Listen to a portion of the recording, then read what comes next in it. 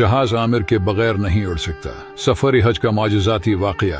आमिर कज़ाफ़ी लीबिया से आने वाले आज़मीन में से एक हैं। वो एयरपोर्ट पर जब सफरी कार्रवाइयां मुकम्मल कर रहे थे तो उन्हें इस वक्त हैरत हुई कि कज़ाफ़ी नाम की वजह से वो नौफलाई लिस्ट में हैं। बाकी हुज्जाज कार्रवाइयां मुकम्मल करके जहाज में सवार हो गए और जहाज के दरवाजे बंद हो गए। जब आमिर का सिक्योरिटी मसला हल हो गया तो पायलट ने दरवाजे दोबारा खोलने से इनकार कर दिया और तैयारा आमिर के बगैर रवाना हो गया। मगर आमिर ने एयरपोर्ट छोड़ने से इनकार कर दिया और पूरे यकीन से कहा नीयत हज की है और इंशाअल्लाह जरूर जाऊंगा। फिर एक मौजज़ा हुआ, इतला मिली कि तैयारे में खराबी पैदा हो गई है। तैयारा वापस एयरपोर्ट आया और उसकी जांच शुरू हो गई। एयरपोर्ट अमले ने पायलट से कहा कि एक मुसाफिर रह गया है, उसे सवार कर दें, लेकिन पायलट ने आमिर के लिए दरवाजे खोलने से फिर इनकार कर दिया। जहाज दोबारा रवाना हो गया। उधर आमिर अपनी जगह पर जमे रहे। खुदा का करना ऐसा कि जहाज दोबारा खराबी के बायस वापस आ गया। फनी खराबी की जांच पड़ताल हुई, मगर इस बार पायलट समझ गया और ऐलान किया ये जहाज अब आमिर के बगैर नहीं उड़ सकता। यूं आमिर आखिरकार हिज फ्लाइट में सवार हो गए। अल्लाह ऐसा ईमान, यकीन और तड़प हमें भी दे, आमीन। دا سړی څوک دی؟ ولې په ټرینډ کې ګرځي؟ ممکن له قصې به خبر یاست، که نه یاست خبر راځئ چې دلته ته قصه وکړم. عامر القذافي د لیبیا هیواد اوسېدونکی دی. د سړي غوښتل چې سږ کال د حج فریضې ادا کولو لپاره سعودي عربستان ته ولاړ شي.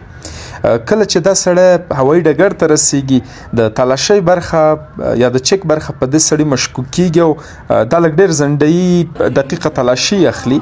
کله چې تلاشۍ خلاصیږي ګوري چې الوتکه تللې ده او پرواز یې کړی دی. د سړي تنده ودرېدلې، یعنې حتما به په تمه شوي، خو دا سړی په ټاکلي وخت الوتکې ته نه و رسېدلی. څو شېبې هملته منتظریږي او نور خلک راځي د ته ډاډ ورکوي، ورته وایي چې دا د قسمت خبرې دي، ممکن بل کال ته به ستاسو قسمت شوی او داسې نور څه. خو دا سړی ټینګار کوي چې نه، زه سږ کال حج ته حتما ځم.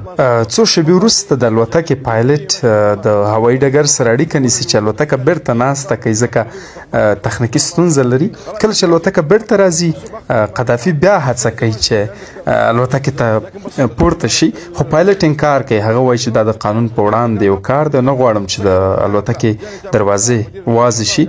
هغه تخنیکي ستونزه کوچنۍ ده، حلیږي او روانېږي. بیا ځي طیاره، بیا الوځي. څو شېبې تېرېږي چې بیا الوتکه د هوایي ډګر سره اړیکه نیسي چې دلته کومه تخنیکي ستونزه ده، غواړو بیرته الوتکه په هوایي ډګر کې کینی.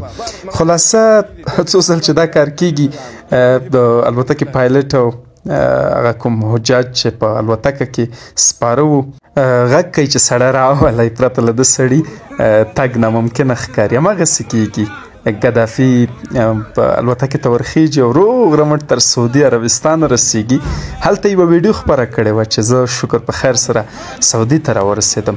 یقین وکړئ دا سړی په ټرینډ کې ګرځي او ډېری مسلمانان انسانان د دغه عنوان لاندې د سړي ویډیوګانې خپروي چې هر هغه څه چې خدای وغواړي پرته له شکه چې کېږي به او هېڅوک یې مخه نشي نیولی.